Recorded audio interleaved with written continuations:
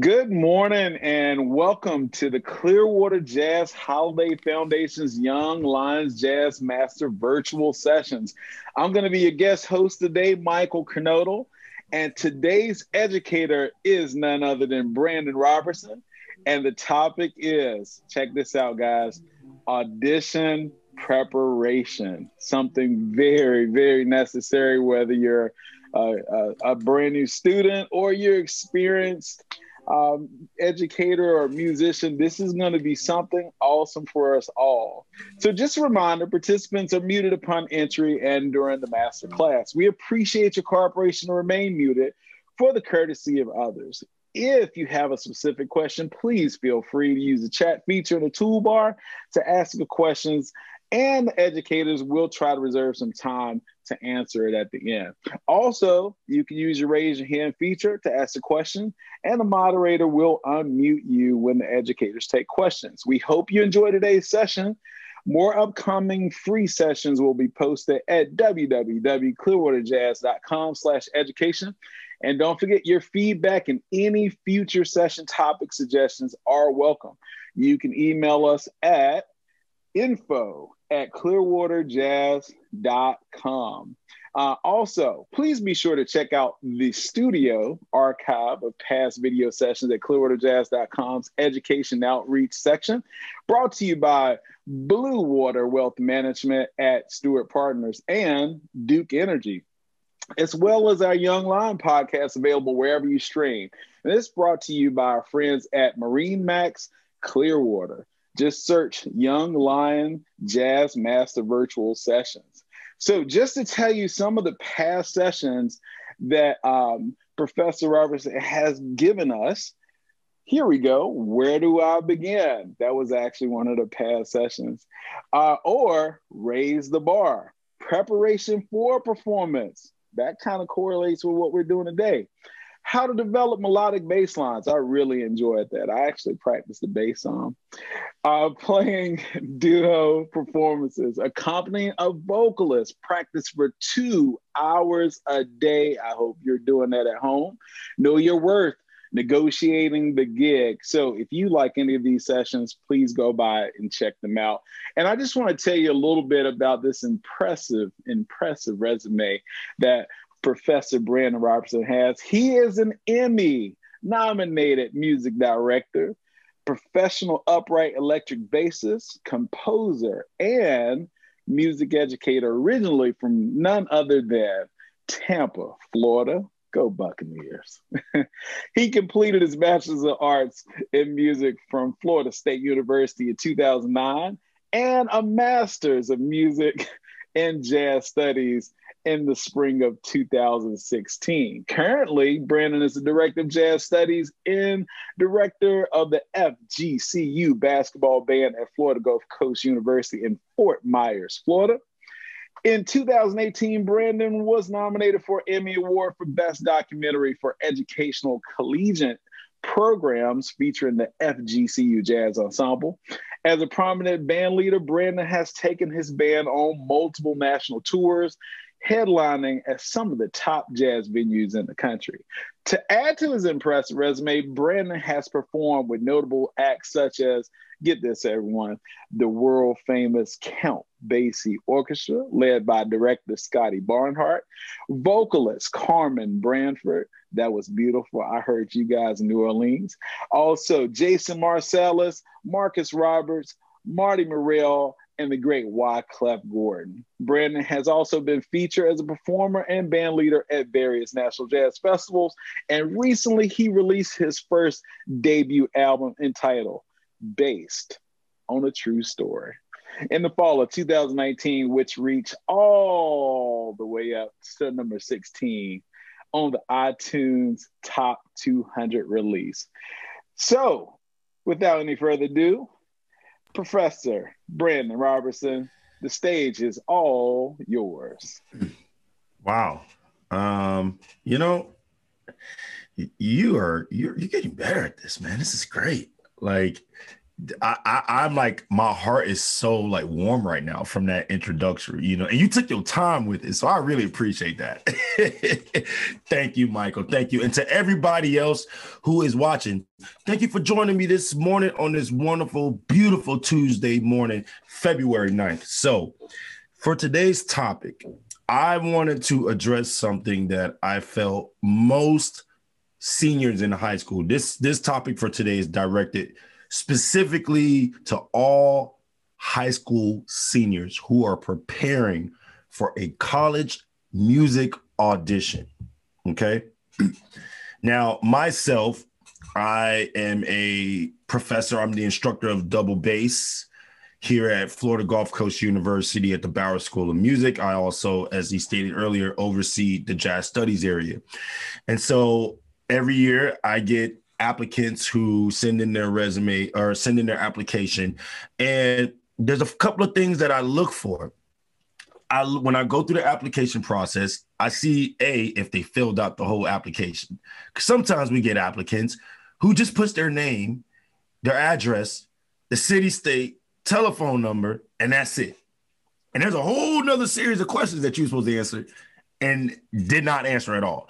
So rule number one, everybody, when you are applying for a college, make sure you look at the entire application. Read, not skim, not brief through, not kind of read the entire application, because there are things on the application that it will ask specifically. For instance, if you're applying for a music school, they might ask you to submit audio recordings or video submissions and or letter of recommendations. They might want to see if you have any accolades from your high school, participations in ensembles, if you won any awards, etc. So if you bypass all that information, whoever those prospective faculty who are looking at your application, and all they see is just your name, your address, your telephone number, and that's it. Not even an email address, so they can't even respond back to you. They're going to go ahead and just move that one to the side. So rule number one is just please make sure you read the whole application, okay? Now, rule number two, the most common mistake that happens is that, and I don't know if this is actually talked about now in schools. I'm pretty sure it is, and maybe students just overlook it or it goes over their head. But to my high school seniors, please make sure that whatever school you have of interest, research the school first. Look up the faculty. Look up the actual university, not just the college, because you have a school of music, you have a college of music. So you have a school of music which is under a bigger umbrella, another college in itself. So for instance, our school of music falls under the College of Arts and Science. But my alma mater, for instance, Florida State, is a college of music. They have their own entity. Right. So these are two separations. You got to understand the difference because some programs are smaller than others. So make sure you research the program. Also, make sure whatever program you go to audition in, research the faculty in that program. It doesn't always have to be about the accolades. And I tell my private students that because sometimes they'll say, oh, well, so-and-so has a Grammy, da-da-da. Yeah, they can still suck too. They can have a Grammy and be a horrible teacher. Trust me, I hear it all the time. And me being a very strong performer, I also made sure that I was able to teach as well as I perform. So I tell my private students, you need to do some research on their teaching. If you know friends who are at the current school you're trying to go to, call your friends up, ask them, what kind of teacher are they? How do they teach? What is their interaction with students? This information is important because guess what? You are investing your time and your livelihood for 4 years. Hopefully it's in 4 years, but you're investing your time in 4 years with one individual who you're studying with privately, aside from the other professors that you would work with individually in their classroom setting. But this person who you're going to study with, you have to have a rapport with that person. Right? So make sure you do your research. So that's number two. That still falls under number two. So number one, read the application. Number two, do the research on the school. Number three, At all universities, you have to get accepted into the actual university first. So there's a common mistake with students. They get really excited. And I'm going to tell you a story. I fell for the trap, everybody. When I was a senior at Howard W. Blake's, go Blake, home of the Yellow Jackets. I was a senior who fell for the trap because guess what? Florida State gave me a lot of money. And they said, Brandon, we want you to come here for school well, at the time it was the School of Music. We weren't in the College of Music yet. And they were like, we want you to come to the School of Music. Here is this money. Wow, there's a lot of money. I'm going to take it. And I accepted. But then I had a very harsh reality at the end of the semester of the school year when I got a letter from the actual university saying that I was denied. So what had happened was I had thought I got accepted into Florida State when in actuality, I didn't get accepted into Florida State. I got accepted into the School of Music at Florida State. So I actually had to do a whole year at Tallahassee Community College before I was able to transfer to FSU when I finally got in. So what you have to do, everyone, is you got to make sure that you are accepted first into the university before you make any other commitment to the actual School of Music or College of Music if you weren't already accepted or admitted, okay? That's very important. We have a lot of students here who fall for that trap, who they'll get accepted into Ballard, but then they were denied at FGCU. So we can't take them. We're like, you're technically not a student at FGCU, so we can't accept you here at Ballard. So that's very important. You have to make sure that you apply. I always tell my private students, I had 4 private students applying for college this year, just and this since January. And all 4 of them, I told them, you need to make sure that you get an acceptance letter from the university. That's what matters. It does not matter if you got into the music school. You're going to be excited. That's great. But you need to have the acceptance letter of the actual university. So that way, you know, you are a student at that school and you will be a student at that college. Okay. Please make sure you always check in on that. Okay. So that's number 3. Now, this next one, this is something specifically for like the music students. Okay. Now, all music schools have requirements. It's very important that you go onto their music site. So if you go type in, let's say, for instance, at FGCU, you could type in fgcu.edu. And then it's very laid out, very user-friendly. You click on College of Arts and Science. And then when you click on that tab, it'll be a big display and it'll have a big logo with the Ballard School of Music. You click on that logo, it'll bring you directly to the music page, okay? So make sure that you are going directly to the actual College of Music's page website so you can see direct information. It'll have listed on their websites and including ours. We have our degree tracks all listed. So if you are curious, let's say you want to do jazz and I'm applying at the University of Miami or the University of Central Florida or University of South Florida, right in your backyard, or up in North Florida, up at UNF, University of North Florida or at Florida State. And you go onto their website and you can actually click on the major that you're interested in. And then you click on it, it'll show you the degree track. So it'll show you all the classes that you are expected to take in that 4-year time frame at whatever university of your interest. So it's important to look over that because guess what? There might be things in that degree track that you may have no interest in. So now you go in there blindly, signing up for a major, and now you've wasted 3 years of your life in a major that you now have no interest in. And so now you're going to backpedal. That takes time. And that's something you don't want to do. I'm not saying that you're going to have it all figured out at the very forefront, but at least start to look at that. So if you don't know how to look at that, print it out. And there are a couple of folks that you can go talk to, everyone. For starters, talk to your parents. Okay. Show your parents. Say, hey, these are some of the classes. What do you think about this? Get their 2 cents. Then the next trusted person I will go to is your actual music teacher at your school, at your high school, and show them, hey, this is my area of interest. And your high school teacher, band orchestra, choir, whoever, they're going to know you. They've spent 4 years with you in high school. They're going to know who you are. So that's someone who's going to understand the type of person you are. That's if you decided to major in music, what area would fit you, or not saying they're going to speak for you, but at least give you a reference, a guidance. Okay. So it's good to look at the degree tracks. Also, when you go to the music page, they might have videos, content about their ensembles. Look at the ensembles. See if in any of the ensembles are of interest. What do the qualities sound like? This all matters when you are applying and about to audition, okay? Because now you're going to know what kind of student that you are and where you fit in, all right?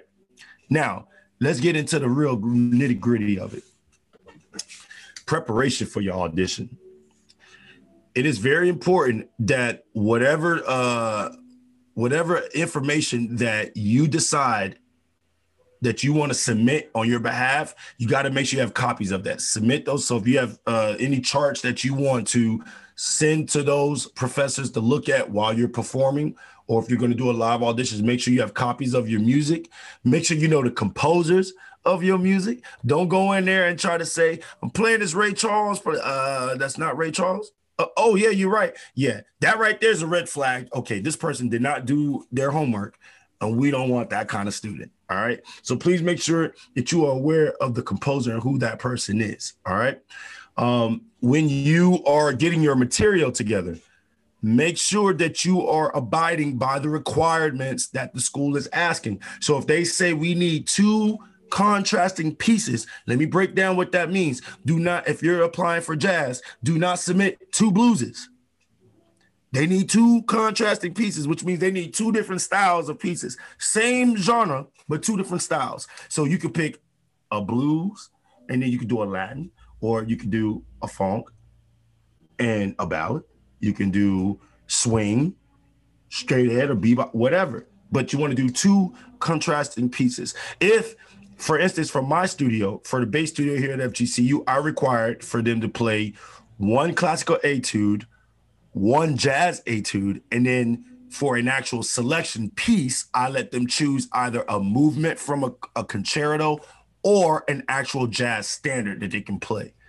So as long as they play the 2 classical etudes and the jazz etudes, and then 1 of those 2 areas, I'm okay with that. But some schools will actually list specifically, we want you to play this specific, they'll actually upload an audition requirement piece for you to learn and play on. So make sure that you are abiding by the requirements, because if you do not submit what they're looking for, you're not going to be considered.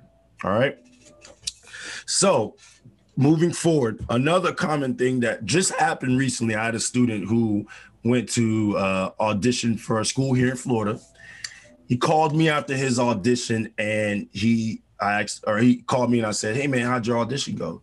He says, Mr. Robertson, I did exactly what you told me that I was going to do, and I didn't want to do that. And I was like, what was that? He said, you told me that if I didn't go in there and I didn't practice my speaking, that I was going to stutter and do something that was going to choke me up. And then I just pretty much bombed my whole audition. I said, okay, well, before we get to that part of it, what was the response from the faculty? Well, they cut me off about 30 seconds. Okay, well, that's pretty telling. I said, was it that bad? And he's like, well, I just didn't. I said, okay, calm down. It's not the end of the world. Just because you had one bad audition, that does not dictate that you're not going to make it or nothing like that. You just learned your lesson now. And what I explained to him, what he was telling me, everybody, was that when you go to audition, you need to learn how to speak. And as a high schooler, it's hard. You're still learning about yourself. You're still trying to figure out life. And now you're expected to go out into the world and figure it out without no explanation. 0. You want to know what my mom did to me? When I got accepted into Florida State, she drove me up that summer to the care program in Tallahassee. She dropped me off right at the Kellum Hall, which I don't think it exists no more at FSU. I think they tore the dorm down. But she dropped me off right at the dorm, and this was her words, baby, welcome to life, goodbye. She dropped me off and left and never came back. I didn't see my mom for 4 years. Now, obviously, I went to go see her for Christmas, but she never came to Tallahassee to visit me. Not on purpose, but what she was trying to teach me was that you need to learn how to talk for yourself. You need to learn how to navigate for yourself. One of those things, everyone, is you need to learn how to practice speaking.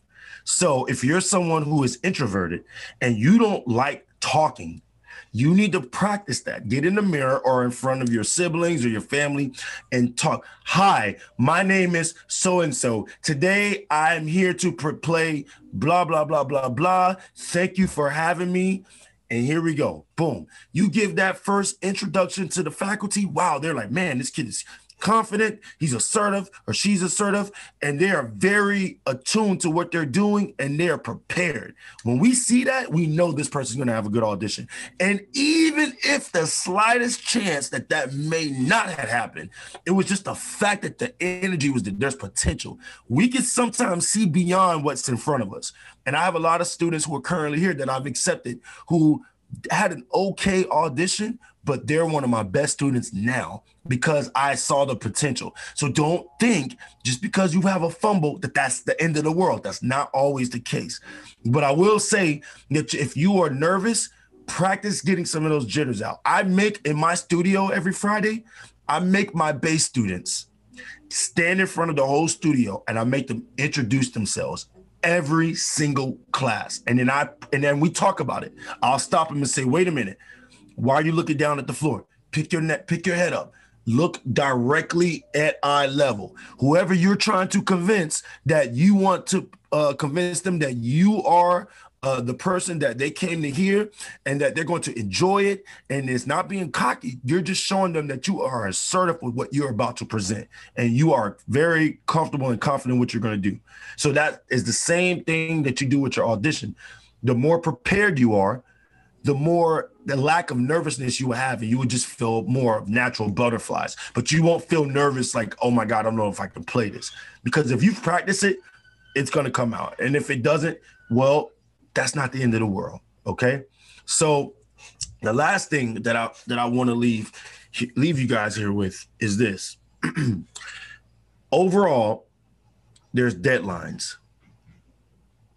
There are deadlines when it's time for you to submit all your material and all your information. I made all my private students last fall. I made in their lessons. I remember doing this with them around October. I said, guys, where are the schools that you want to apply? So they told me the schools. I said, all right, I want you to bring in your next lesson a list of all the schools that you want to apply to. So then we sat there in my lesson with them, and I pulled up the websites of all these schools they wanted to go to. And I said, okay, here's the deadlines. You have until that deadline to figure out how to get all this material submitted. Now, out of the 4 that I was working with, 3 out of the 4 took that advice, got early submission, got early acceptance, got into the schools they wanted. But that last gentleman is kind of in what we call the twilight zone right now because he didn't do that, and now he's playing catch up. And now he's worried that he might not get into the school he's in because of all the deadlines he missed. So do not expect your parents to do it for you. Don't expect your band teachers to do it for you. You have to do it, okay? If you are interested in going to college and you are interested in being in school and studying music and doing what you want, you have to take the initiative. All right. And that's a hard thing to do at 17 or 18 when all that has happened was if I do something wrong, somebody's there to help me fix it. Well, this is the first time in life where if you mess up, you have to learn how to fix it. And so some of the things that you want to alleviate for not happening, for you not to have a failure, is to line all your ducks in a row. So if you know that they have early submission, make sure you get your stuff in time. Go to your guidance counselor at your school. Make sure you talk to your teachers that you want to get recommendations from. Get it earlier. Get everything all together. So when it's time for you to submit, all you're doing is bloop, hit the submit button, and you're done. And then all you have to focus on at that point is just preparing for your audition. All right. And one last thing. Your dress matters too. We had a kid come in last year in a tank top, flip-flops, hair was not combed, and was like, yeah, I'm here, just gonna, do my audition. Now, I had already in my mind, and I hate to say this out loud, but I had already in my mind written this person off. As soon as I saw him walk out on stage, I said, this guy actually came to a college audition in flip-flops, shorts, and a tank top. And I'm talking about a white beater, not like a t-shirt tank top. And what? It was a transfer student. It wasn't even a high school. It was a transfer student. So I'm like, okay, I know you know better. So please, everybody, please make sure you dress appropriately. Look the part. If you look the part, you're going to feel good. And if you feel good, oh, man, there's no telling what you're going to play because it's going to sound killing. All right. And on that note, I think I'm going to go ahead and put the pause right there because I think that was a good ending point. Mr. Michael, you want to join in and have a little dialogue real quick? There any questions? My goodness. Professor, you have given us a wealth of knowledge here. And I think thousands and thousands of students and potential people that's going to audition, they need to hear this information. And I took some notes myself because I want to share it with my students. I see we do have some students on here now that are preparing for auditions, and I hope you're listening clear. Preparation, my goodness, when you started talking about that, I have to say, don't wait until your senior year to start getting prepared. It is a pathway, most band directors or teachers, if they know you are serious about going into this field and they see that potential, they're going to prepare you from freshman year, sophomore year. But it's heartbreaking to me to see a student wait until senior year to say, you know what, I better get ready now. Because inside you want to tell them, I'm sorry, but it's really too late. But we're going to let you go ahead and try. So that was great when you talked about preparation. And then when you said something about paperwork and deadlines. Unfortunately, we do see that now that deadlines just aren't respected. And I think sometimes they're conditioned with that, with the current, sometimes high school status of saying, hey, come on in, let's do this makeup work. So I'm glad you said something about deadlines because as a college professor, I know when you say, hey, last deadline is March 5th, you probably get calls on March 7th, don't you? Oh, my goodness. You don't even know. Just check your emails. Please check your emails. For God's sake, check emails. even we talk about paperwork. So when you talked about having all that paperwork, it is very true. I mean, we won't even go into financial aid and all of those great things. So students, if you are listening, your preparation from the deadlines and dates, paperwork, and you did talk about relationships. And you said building upon the band director's relationship. So hopefully, your band director, they know other band directors and professors all over the country. But if they don't, I would say develop your own relationships. Like right now, we have students that are traveling to other universities. They're reaching out. And I always tell my students, send an email, give a call. Because if you can develop that relationship before you get there, you kind of know, what are we expecting? Mm-hmm. Have you ever had an experience with having an applied teacher, or have you seen this before where they just don't vibe, Professor? Where you're just like, they're a great player, but maybe the teaching style is not, compatible with my learning style. Have you experienced that at all? Oh, man.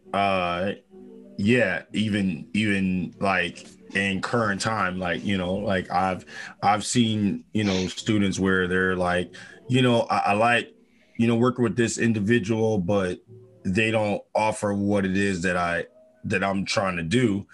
And I always try to tell students, like high school students that I work with in my area, I try to tell them, like, listen, I always tell potential bass students, I'm like, if you want to get to know me, come see me play, or just ask your peers. And just the other day, matter of fact, 2 days ago, I have a private student I'm giving bass lessons to. He's an older guy. He's probably like in his late 20s. And he had reached out to me. He says, hey, there's a young lady that I work with at my job. And we got to talking, and she just kept bragging about her music professor that she's in one of the classes she has. And then the more she kept saying, I was like, man, that sounds kind of like my bass teacher. So then I asked her, I was like, hey, is your teacher by chance Professor Robertson? And she's like, oh my God, yes. So what I'm getting at is he was basically saying, he's like, man, Professor, like, I was very hesitant to take bass lessons with you because I didn't know nothing about you. But I heard from 6 different people at 6 different times say the exact same thing about you. And then when I finally met you, it was exactly what matched.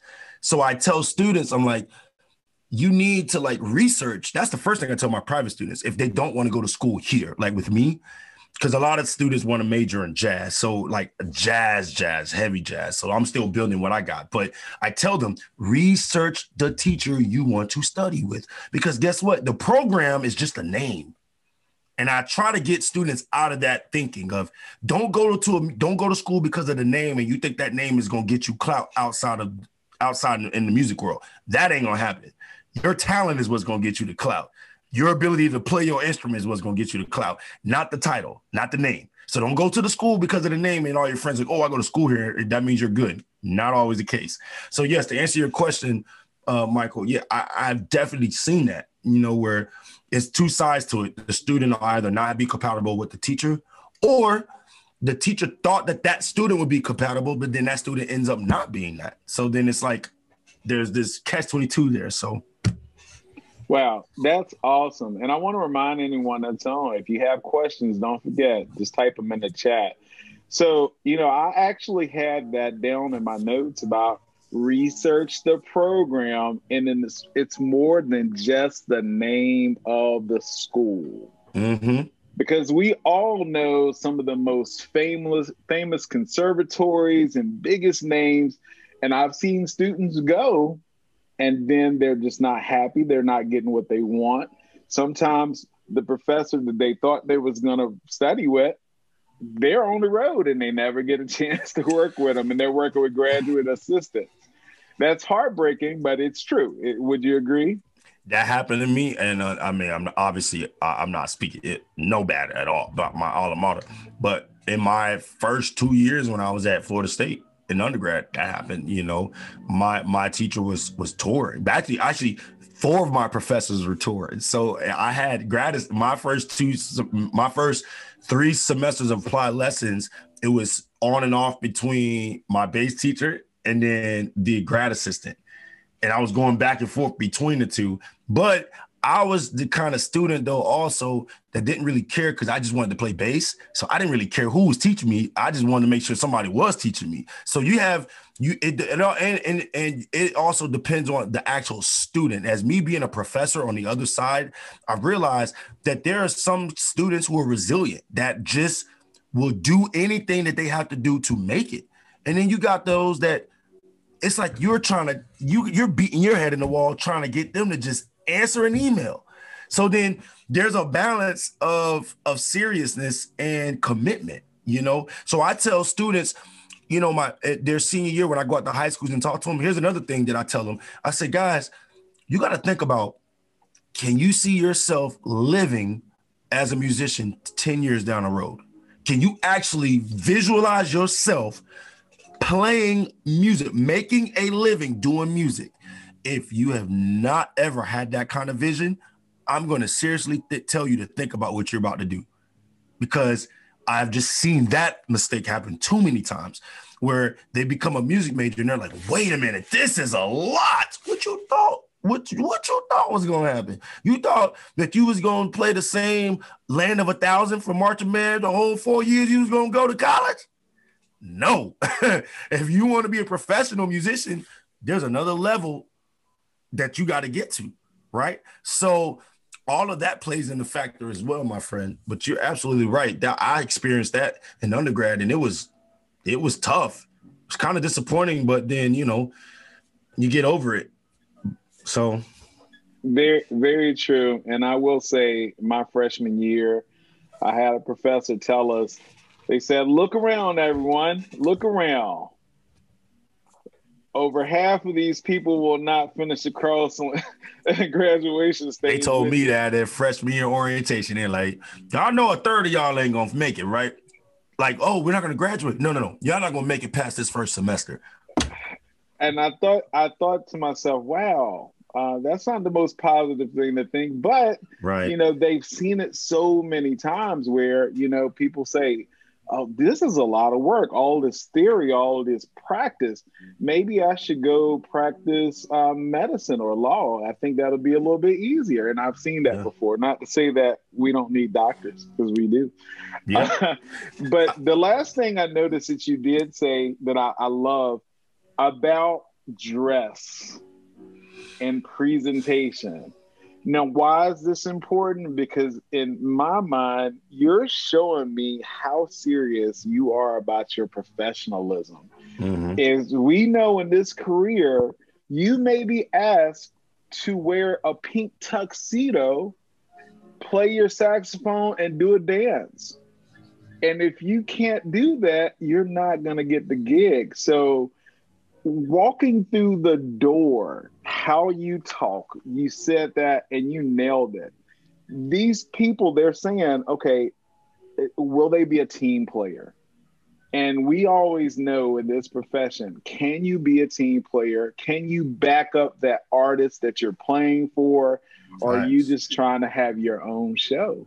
Right. So I thank you for saying that. And I'm pretty sure, have you seen people in the industry lose a gig or, you know, lose an opportunity because they just could not show up on time or wear the right thing? Have you seen that before? Okay. So I've done a heap of gigs all around the country, and I've had a pleasure and opportunity to play overseas 3 times. And the one gig that stuck out to me, it actually happened when I was actually a senior. I was a senior. No, I wasn't a senior. I had already graduated. But I was still living in Tallahassee, and it was Parents Weekend at Florida State. And the trio that I was in, we got hired because they knew we were local. We were all FSU alums. So they were like, oh, we'll bring you guys come in and play for Parents Weekend. Well, I decided at the gig the night before to stay out really late. And I showed up. Our call time was at 7:30 because we were supposed to play for their breakfast. I showed up to that gig at 8:15. At this point, when I showed up, I had changed clothes. I literally jumped out of bed, threw some water on my face, and ran out the door because I realized I was late. And I was still wearing the clothes I had the night before. And I showed up to the gig. I see the pianist, the drummer, and then I saw another bass player. So I was like, oh, who's this guy? So me being the egotistical person that I was at that time frame, I decided, because I'm like, I'm Brandon Robertson. This guy's not going to come up here and just take my spot like that. So I walked up on stage, and I kid you not, the bass player, not my 2 bandmates, the bass player. Hey, man, I wish you would move me from this spot. He said it just like that. I wish you would move me from this spot. And he went right back and started playing. And the pianist looked at me and said, you need to leave. And yeah. And guess what, guys? It took me about 3 months to get back in good standings with my bandmates. They didn't hire me because they just didn't trust me. They were like, you obviously it was out of character for you to just show up late, but then the way you showed up and unacceptable. That was my first time. And I was 25, 26 around that time. That was the first time I was like, man, that hurt. Like that one really hurt. But then I remember being on the road, and I remember we was playing, and I won't name this artist because he's still around. He's a pretty high profile like jazz musician, but this man did not show up to the gig. He did.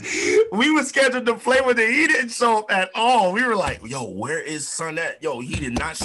They called the promoter. They're calling him. He didn't show up. He just was like, "I didn't want to do the gig." So I've actually been with professionals, like that just was like at the last minute, like I don't want to do it, and they just don't do it. But they're that high profile. It didn't hurt his career. He didn't lose no money. We kind of looked like idiots at the end, and we had to play a whole 2 hours of just trio, which we weren't prepared for because we were prepared to play that music. And so I learned a lesson on that end. Always be prepared in the moment. So you got to have another set of music just in case something might go wrong on the gig. Trust me, I've been in too many of those, Michael. Yes, it is real. It's a real thing. Well, it sounds like that experience really helped prepare you for this profession. And, the huge thing about jazz is improvising.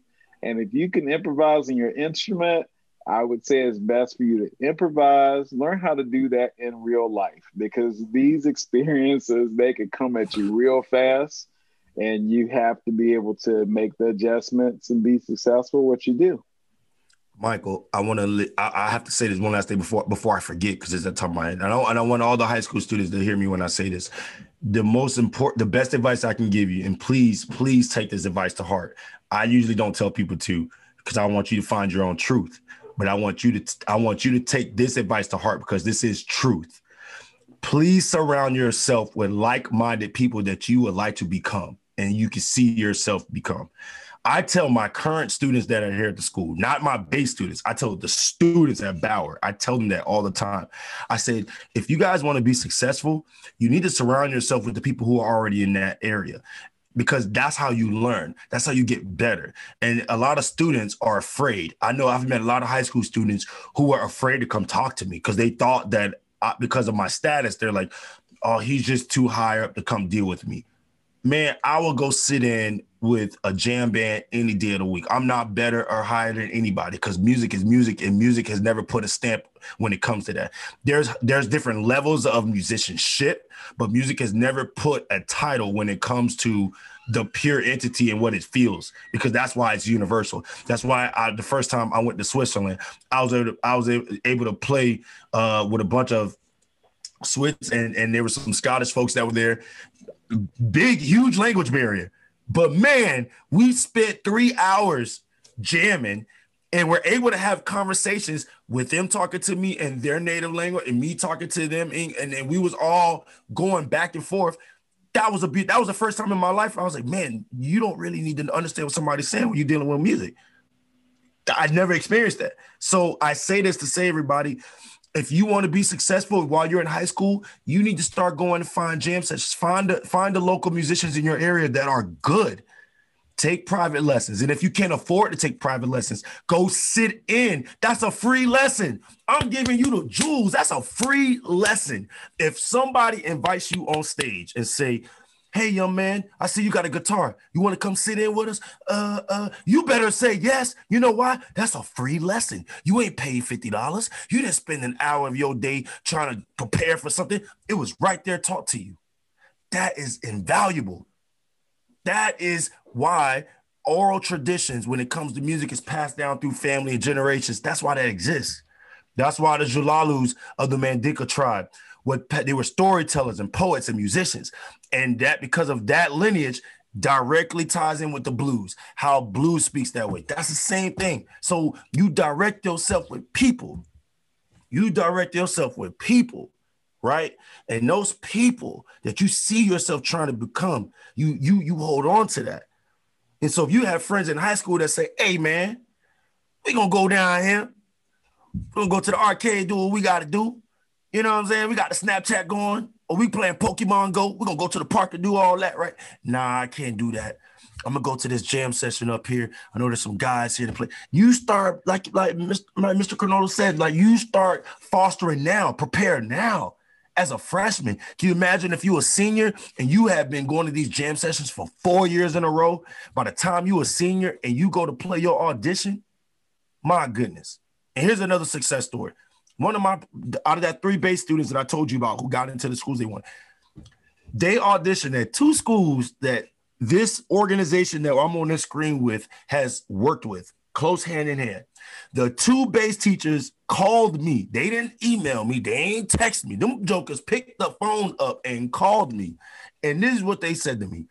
We heard all these bass players audition today, and we knew as soon as I heard this boy play, we knew he studied with somebody. And then when he told us who he studied with, it was like an aha, like. And the first thing they said to me is, how can we get him here, Brandon? Tell us about him. Now, that same student listened to me. He stopped hanging out with all these people at his school that wasn't going nowhere.